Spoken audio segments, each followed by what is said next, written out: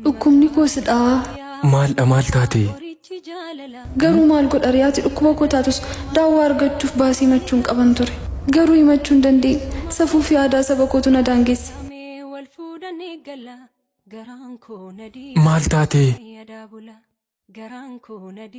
Garuu akkamumatti yaadu kosiif galuu dide moo na dadhabsiisuma barbaaddeeti? Lafaan si marii? Si wayyeera miti amma? Eeyyee.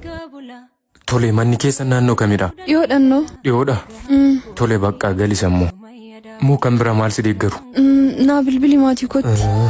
Akkam bilbila koo namatti hin kennine illee kanaan dura sitti meen ture irra garuu dirqama ta'uu isaati. Fiikaa amma kallattiin ittiin si quunnama argachuufani.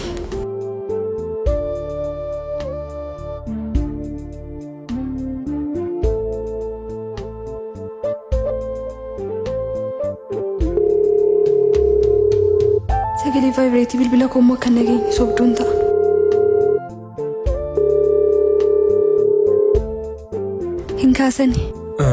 Hin kaasanii?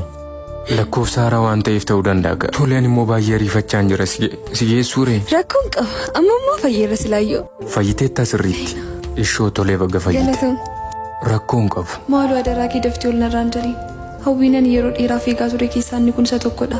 Guyyaa isaan beeku malee teessoo inni kurraasiif qophaa'ee tokko irra sakalee teessu nan abdadha. Baay.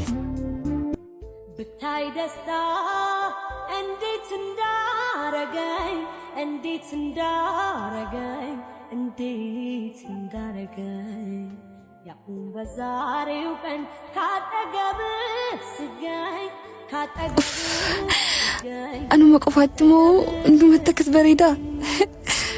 Yaa Waaqayyo si haa galatu kaa. Waan tokko milkaa'eera. Isa barbooddees akka milkaa'u sin abdadha.